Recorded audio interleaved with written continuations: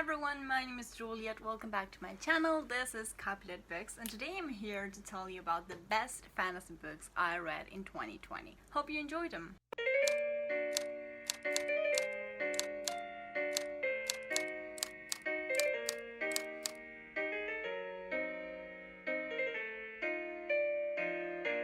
These books won't be mentioned in any particular order. I just wanted to share with you guys stories that didn't necessarily find their way to my all-time favorite books. Not all of these are my new favorite books. They just happen to be great fantasy stories that for different reasons ended up in this video. So I hope you enjoyed them. The first one is Serpent and Dove by Shelby Mathering, a book I procrastinated reading for so long. I must say I was wrong to judge it so quickly. I hear some people have loved this story so much and that other people have not enjoyed it at all. So it was so controversial, I wasn't sure who to trust. So I decided not to read it for a very long time until a friend of mine told me I had to read it, I had to give it a chance. And I've always been a person who gets really intrigued when a book is so controversial. If some people hate it to death and other people just absolutely love it, then I had to read it. I have to know what I think. And Serpent and Dove was a book I really enjoyed. I loved the characters, although at first they seemed really cliche. I ended up enjoying them quite a lot. The world building was just fantastic. I loved the world building because of the history. When I read this book, I was studying witchcraft for a subject in my university, and it was just so coincidental, and I loved seeing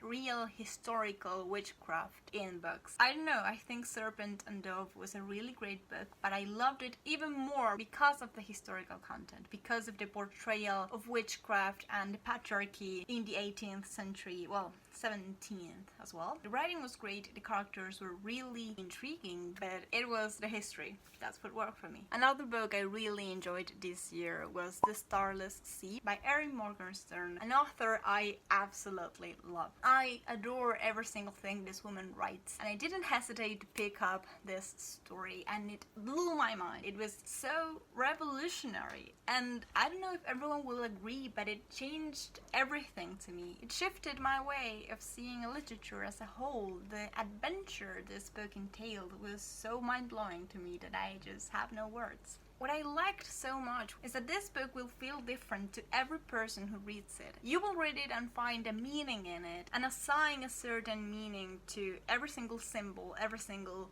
character and the plot itself to this story, and it will be so personal, and I will assign a different meaning, a different character, a different plot, and we will all read it in different ways because it's a book so complex and you can look at it from multiple perspectives, and that's so revolutionary.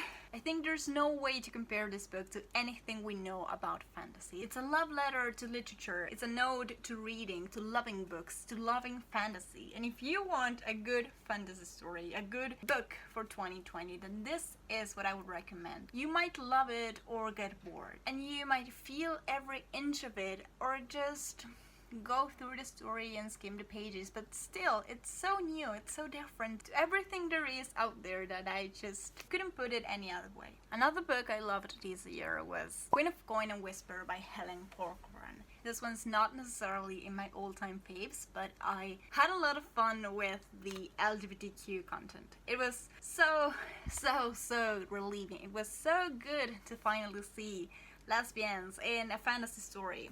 Thank you. There are not enough lesbians in fantasy books. Period. I had a lot of fun with this book. When I started reading it and I told my girlfriend what it was about, it sounded so cliched. It sounded like the typical fantasy book that just had diverse characters. And it often happens that diverse books simply feel like a normal story, but they just change their names and their sexual orientations and their genders, and that's what makes it diverse. So it's not so easy to find unique stories, real stories, and Queen of Coin and Whisper was just so much fun to read. I really enjoyed it, and it's not a book that blew my mind. It's not my favorite book. It's not a fantasy story that just touched me completely, but I had a lot of fun and I was really grateful for the diverse plotline, and it didn't end up being a cliche. Everything I thought I knew was going to happen did not happen. It's not totally unpredictable, but it did not follow the cliched paths that I did not want. It was so new, so fresh, and it's earned its way to this video. Next up is The Invisible Life of Idleroo by Victoria Schwab, which I talked to you about in my previous video, and if you want to know more about it and about why I did not like it, then you can go there. But I'm still going to say it in this video, although I'm not sure if whether I should include it, because I was so disappointed by Idleroo. I did not like it.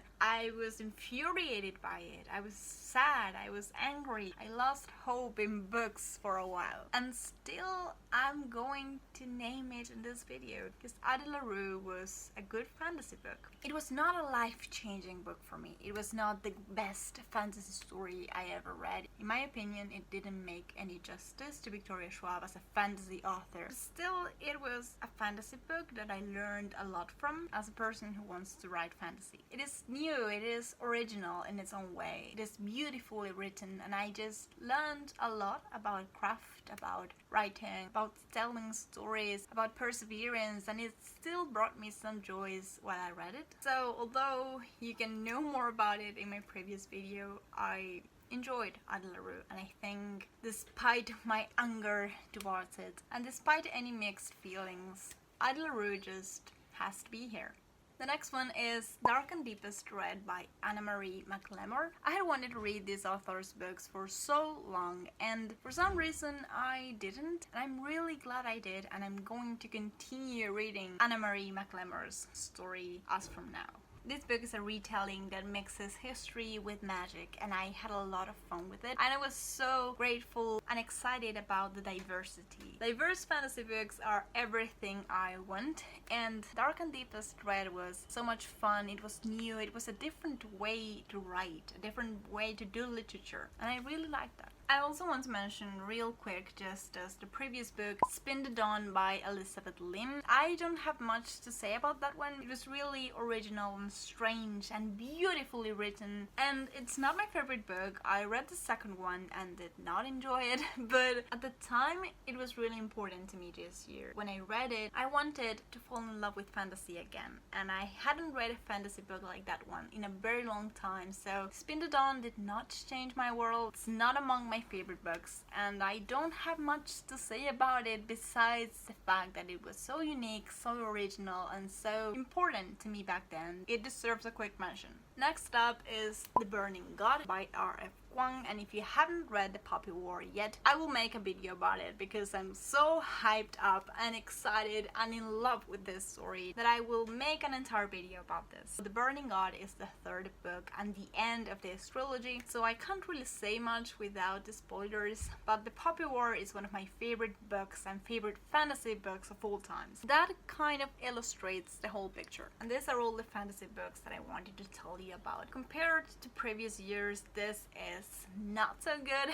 I have not read as many fantasy books as I wanted. I read more contemporary books. I always call 2020 my contemporary books year, and it's not my favorite genre. I had not enjoyed it until recently, but I think that I needed to read contemporary books this year, and I will make another video about the best contemporary books I read this year. In terms of fantasy, I did not read so many life-changing novels, and I want to write fantasy as a published author, and still I did not find so many fantasy books that changed my life, that inspired me, that made a difference. The best books I read in 2020 were mostly contemporaries, and fantasy is my favorite genre, so this is a slightly disappointing video because not many of these books changed my life, and I totally recommend them. They are fantastic, but still, personally speaking, they were just books. Great books, but I was looking for something else. So I hope you enjoyed this video. Thank you so much for watching. Don't forget to subscribe and hit the ringing bell. I hope you had a lot of fun and that you read these amazing books, and thank you very much.